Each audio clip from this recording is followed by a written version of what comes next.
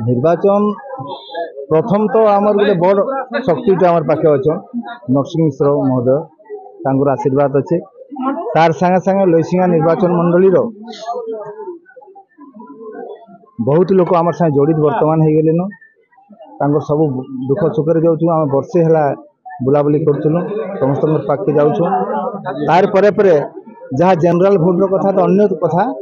आमर दलित भोट लैसिंगा निर्वाचन मंडली 70,000 अच्छे से रण क्षेत्र में आम आगे जापारू बोलिकी आम आशा बांधीचु और निश्चय विजयी हो। विगत जो थे विधायक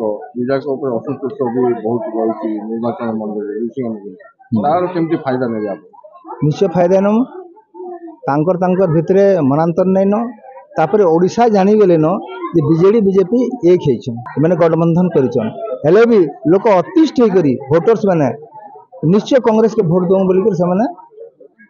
माने सुनिश्चित कले न आप 15 वर्ष है अंचल काम कर आगामी निर्वाचन कौन नहीं आपन जेन कथा कहले मोर हृदय कथा कहीदेली आज विगत 15 वर्ष है मुझे आशायी थी लोक पाके जास करी लोक मैंने चाहून गोटे भल कैंडिडेट दि जाए बोलिक